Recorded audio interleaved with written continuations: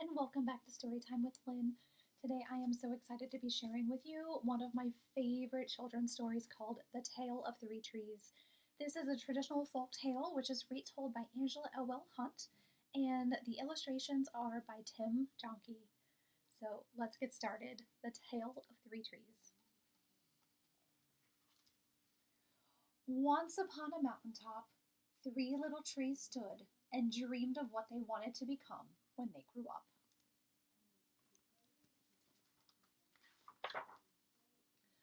The first little tree looked up at the stars twinkling like diamonds above him. "I want to hold treasure," he said. "I want to be covered with gold and filled with precious stones. I will be the most beautiful treasure chest in the world."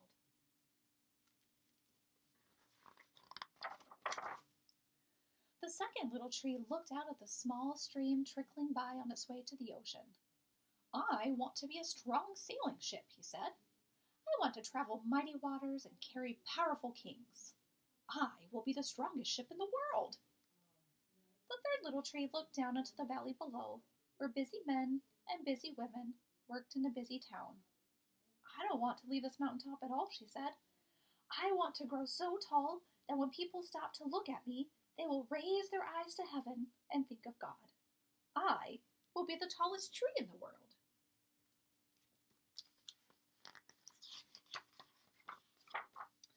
Years passed, the rains came, the sun shone, and the little trees grew tall. One day, three woodcutters climbed the mountain.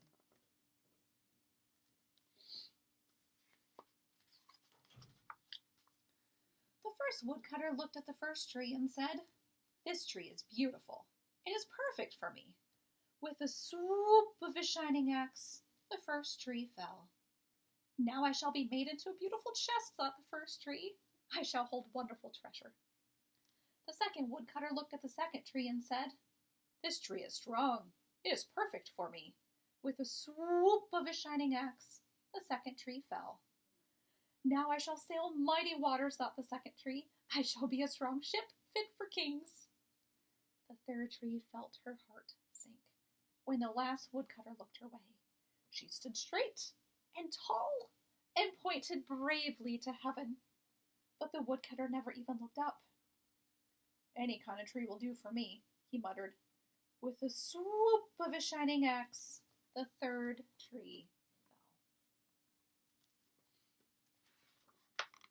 fell. The first tree rejoiced when the woodcutter brought him to a carpenter's shop, but the busy carpenter was not thinking about treasure chests. Instead, his work-worn hands fashioned the tree into a feed box for animals. The once beautiful tree was not covered with gold or filled with treasure. He was coated with sawdust and filled with hay for hungry farm animals.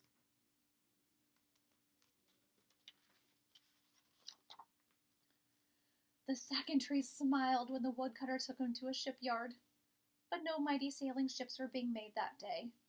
Instead, the once strong tree was hammered and sawed into a simple fishing boat, too small and too weak to sail an ocean or even a river. He was taken to a little lake. Every day he brought loads in of dead, smelly fish.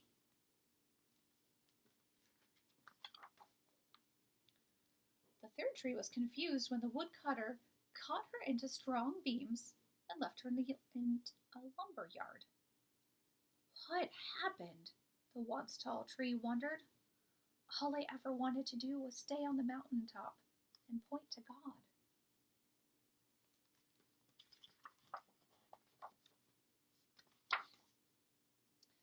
Many, many days and nights passed. The three trees nearly forgot their dreams.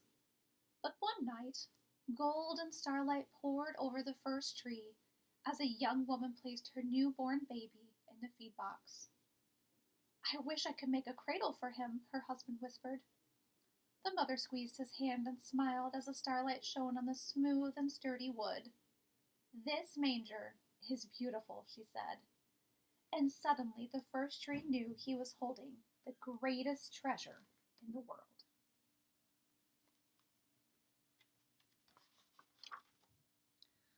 One evening, A tired traveler and his friends crowded into the old fishing boat. The traveler fell asleep as the second tree quietly sailed out into the lake. Soon a thundering and thrashing storm arose. The little tree shuddered. He knew he did not have the strength to carry so many passengers safely through the wind and rain. The tired man awakened. He stood up, stretched out his hand, and said, "Peace." The storm stopped as quickly as it had begun, and suddenly the second tree knew he was carrying the King of heaven and earth.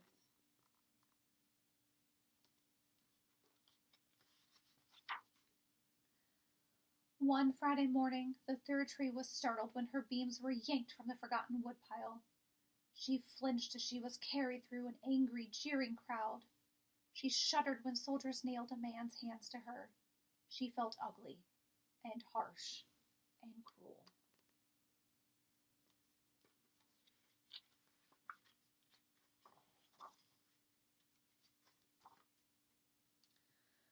But on Sunday morning, when the sun rose and the earth trembled with joy beneath her, the third tree knew that God's love had changed everything.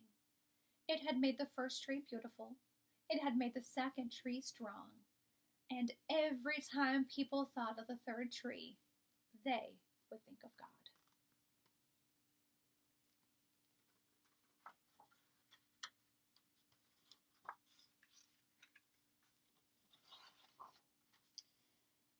That was better than being the tallest tree in the world. Thank you again so much for joining me today.